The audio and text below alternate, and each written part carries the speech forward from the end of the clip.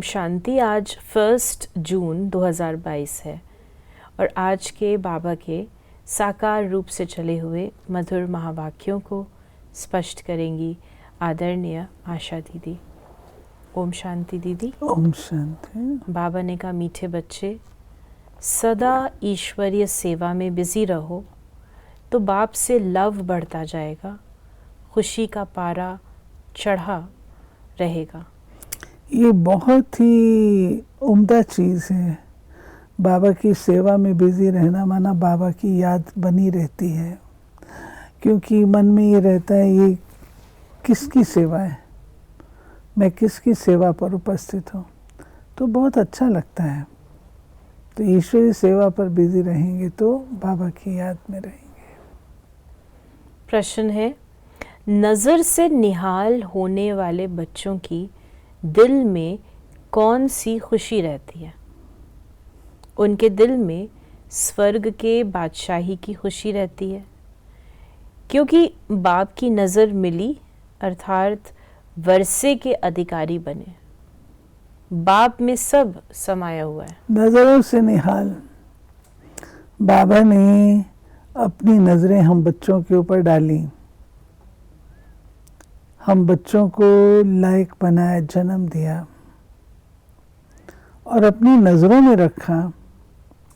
नज़रों में रख कर के हमको इतना लायक बनाया जो हम स्वर्ग के अधिकारी बने। इसको कहते हैं नज़र से निहाल करना। दूसरा प्रश्न है, बाप बच्चों को रोज़ भिन्न भिन्न ढंग से नई पॉइंट्स क्यों सुनाते हैं? क्योंकि बच्चों की अनेक जन्मों की दिल पूरी करनी है। बच्चे बाप द्वारा नई नई पॉइंट्स सुनते हैं तो बाप के प्रति लव बढ़ता जाता है। गीत है, बाबा सागर है ना, सागर है तो बाबा नई नई बातें सुनाएगा। नई नई बातें सुनाएगा तो बच्चों की बुद्धि भी चलती है, मनन चिंतन अच्छा होता है। गीत है, तूने रात गवाई सो के। बच्चे बैठे हैं नज़र लगाकर, बाप भी देख रहे हैं आत्मा को और इस शरीर को। बच्चे भी देख रहे हैं, देखने में मज़ा आता है, वह सुनने में मज़ा आता है, क्योंकि सुनना तो बहुत हुआ, बहुत ही ज्ञान आदि ढेर का ढेर सुना है।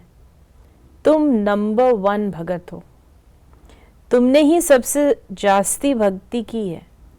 वेद, शास्त्र, ग्रंथ, गीता, गायत्री, जप, तप आदि सब पढ़े किए हुए हैं, बहुत सुनते हैं। बाप समझाते हैं, कब से लेकर ये सुने हैं, जब से ये निकले हैं बहुत सुना है। बाकी बाप से नज़र मिलाना सो अभी ही होगा, नज़र से निहाल होते ही हैं।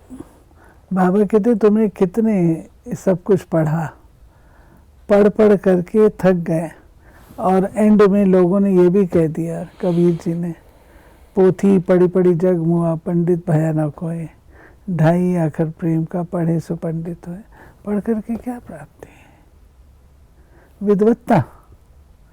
विद्वत्ता किस लिए? डिस्कशन के लिए।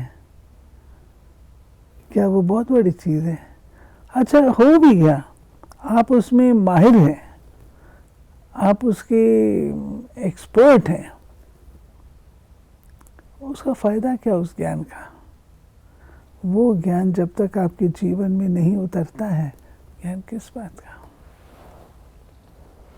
फिर बाबा ने हम बच्चों को कहा कि एक श्लोक भी है, नज़र से निहाल स्वामी किंदा सदगुरु। गुरु भी है, स्वामी भी है, सजनियों का।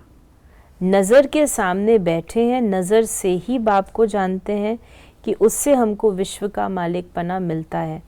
बाप को देखने से दिल खुश हो जाती है, क्योंकि बाप से ही सब कुछ मिलता है। जब बाप में ही सब कुछ समाया हुआ है, जब बाप मिला, नज़र के सामने बैठे हो तो ज़रूर बच्चों को स्वर्ग की बादशाही का नशा भी चढ़ेगा। पहले बाप का नशा, फिर बादशाही का नशा। फिर बाबा ने कहा, बाप को देखने से बच्चों को स्थायी खुशी होनी चाहिए, इसको ही रूह रेहान कहा जाता है। इसे स्पष्ट करें थोड़ा। बाप को देखने से बच्चों को खुशी होनी चाहिए, इसको रूह रूहान कहा जाता है। देखिए, रूह रूहान है रूह की, रूह के साथ बात। जब आप बाबा को देखते हैं, आपके मन के अंदर इतने अच्छे अच्छे संकल्प उठते हैं, शिव बाबा से आपको भावनाएं मिल रही हैं, तो इसका ही रूह रूहान है। तो इसमें ये भी प्रश्न उठता है, कई पूछेंगे, शायद मन में आएगा कि जब हम बाप को देखना कह रहे हैं तो हम बाप दादा को देखने की बात कर रहे हैं या शिव बाबा को? आप बाप दादा को भी देख सकते हैं और आप बाबा को भी देख सकते हैं, दोनों बातें। लेकिन जब हम लोग शिव बाबा, ब्रह्मा बाबा में शिव बाबा को देखते हैं, तो शिव बाबा को देखते हैं कि बाबा, शिव बाबा ब्रह्मा के नैनों के द्वारा हमको दृष्टि दे रहे हैं। और ब्रह्मा को जब देखते हैं तो ब्रह्मा अपने नैनों में शिव बाबा को समा करके हमको दृष्टि दे रहे हैं। तो ये आपने हमें बहुत सुंदर दृष्टि लेने, बाबा से कैसे दृष्टि लें, ये बतलाया। यानी दोनों में हम वास्तव में दृष्टि तो शिव बाबा से ही ले रहे हैं, वो खिड़कियां ब्रह्मा बाबा की हैं। फिर बाबा ने कहा, अब सम्मुख बैठे हो तो देखकर हर्षित होने चाहिए। बाप के सम्मुख होने से हर्षित होते हो, वह बाप से दूर होने से भी इतना हर्षितपना रहता है। विवेक कहता है, बाहर सो बहुत बातें सुनते हैं तो बुद्धि और तरफ चली जाती है। ये जो मधुबन में बच्चे बैठे हैं, सम्मुख सुनते हैं, बाबा प्यार से कशिश करते हैं, देखो तुम्हारा कितना मीठा, कितना प्यारा बाबा है, तुमको स्वर्ग में जाने के लायक बना रहे हैं। बच्चे स्वर्ग के मालिक थे, अब ड्रामा अनुसार सब कुछ गंवा दिया। राज्य गंवाना और पाना ये तो बड़ी बात नहीं। दुनिया में करोड़ों आत्माएं हैं, परंतु कोटों में कोई मुझे पहचानता है। मैं क्या हूँ और कैसा हूँ, मैं जो हूँ जैसा हूँ, मेरे द्वारा क्या मिलता है, ये समझते हुए भी वंडर है जो माया भुला देती है। बाबा कहते हैं सब कुछ जानते हुए, पहचानते हुए, समझते हुए फिर भी माया के वशीभूत हो जाता है। सम्मुख वालों को भी माया भुलाती है। नेचुरली सामने बैठते हैं, अगर बाबा की स्मृति में नहीं है तो भूले हुए हैं। बाप कहेंगे, लव कैसे बढ़े जो बाबा से हम ऊंच वर्षा लेंगे। बाबा कहेंगे, खिदमत, सेवा करो। बाप बच्चों की खिदमत करते हैं। बच्चे जानते हैं बाबा दूर देश से आया है। निश्चय बुद्धि बच्चों को कभी डगमग नहीं होना चाहिए। फिर बाबा ने हम बच्चों को कहा, तुम आते ही हो शिव बाबा के पास, वो तो निराकार है, क्रिएटर है। क्रिएट कैसे करेंगे? प्रजापिता ब्रह्मा को भी क्रिएटर कहते हैं। ब्रह्मा द्वारा मनुष्य सृष्टि पैदा होती है, इसलिए प्रजापिता ब्रह्मा कहा जाता है। तुम अब ब्राह्मण बने हो। बाबा ने कहा, तुम्हारी आत्मा अब अच्छी रीति जानती है कि हम शिव बाबा के पोत्रे ब्रह्मा के बच्चे बने हैं। तुम बच्चे चाहते हो हमारे विक्रम विनाश हो जाएं और हम विजय माला में नज़दीक पिरोए जाएं, तो बाबा को बहुत याद करना पड़े।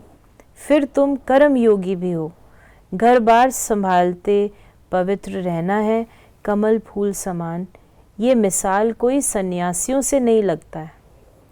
सन्यासी लगता भी, सन्यासी बता भी नहीं सकते, क्योंकि वो तो घर गृहस्थ में रहने वाले युगलों के लिए कहते हैं ना, आग और कपूस, आग और कपूस इकट्ठे नहीं रह सकते हैं, तो इसलिए वो लोग त्याग करके चले जाते हैं। लेकिन बाबा की यही विशेषता है कि बाबा ने हम बच्चों को ज्ञान और योग से इकट्ठे रहना सिखाया। अभी तुम सभी धर्म वालों के राज को समझ गए हो। हर एक धर्म को फिर अपने समय पर आना है। कलयुग से फिर सतयुग होना है।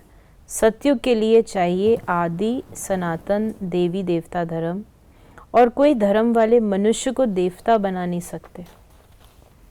उन्हों को जाना ही मुक्ति में है, सुख है ही स्वर्ग में। जब हम देवी देवता बने तब दूसरे धर्म वाले मुक्ति में जाएं। हम जीवन मुक्ति में जाएंगे, देवता बनेंगे, और वो लोग ऊपर निर्वाण धाम, मुक्ति धाम में जाएंगे। तुम जानते हो हम कृष्ण के घराने के थे। अब शिव बाबा से फिर राज्य भाग्य ले रहे हैं। हमारी बुद्धि में कृष्ण बैठता नहीं है। मनुष्य तो कह देते हैं कृष्ण भगवानुवाच, कुछ भी सिद्ध नहीं होता। गीता में दिखाया है 5 पांडव जाकर बचे। फिर बाबा ने कहा कि तुम कितना इशारे से समझ सकते हो कि हम ही सूर्यवंशी घराने के थे। अब सूर्यवंशी से शूद्रवंशी में आए हैं, फिर ब्राह्मण से देवता बनते हैं। वर्णों को भी बुद्धि में रखना पड़ता है। चोटी ब्राह्मण और शिव बाबा को भूल गए। फिर बाबा ने हम बच्चों को कहा कि बाबा के साथ योग भी हो और घड़ी घड़ी विचार सागर मंथन होता रहे। तुम अब सम्मुख बैठे हो। कहते हैं आत्मा परमात्मा सद्गुरु दलाल के रूप में पढ़ाते हैं। दलाल अथवा सौदा कराने वाला बाप इन द्वारा आकर अपने साथ सौदा कराते हैं। तुम जानते हो दलाल को याद नहीं करना है। नेचुरल है, जो जिसके साथ संबंध होता है व्यक्ति उसको याद करेगा, बीच वाले को थोड़ी याद करेगा। फिर बाबा ने कहा तुम जानते हो हमारा कल्प के संगम का यही धंधा है, और कोई भी आत्माओं की परमात्मा से सगाई नहीं कराते। सगाई भी उनसे कराते हैं जो विश्व का मालिक बनाते हैं। ये है ऊंच ते ऊंच रूहानी सगाई। रूहानी सगाई करना कल्प बाप से ही सीखते हैं। बाबा ने हमको वरदान दिया, बाबा शब्द की स्मृति से हद के मेरेपन को अर्पण करने वाले बेहद के वैरागी भव। कई बच्चे कहते हैं मेरा ये गुण है, मेरी शक्ति है। ये भी गलती है। परमात्म देन को मेरा मानना ये महापाप है। कई बच्चे साधारण भाषा में बोल देते हैं मेरे इस गुण को, मेरी बुद्धि को यूज नहीं किया जाता। लेकिन मेरी कहना माना मैला होना, ये भी ठगी है। इसलिए इस हद के मेरेपन को अर्पण कर सदा बाबा शब्द याद रहे, तब कहेंगे बेहद के वैरागी आत्मा।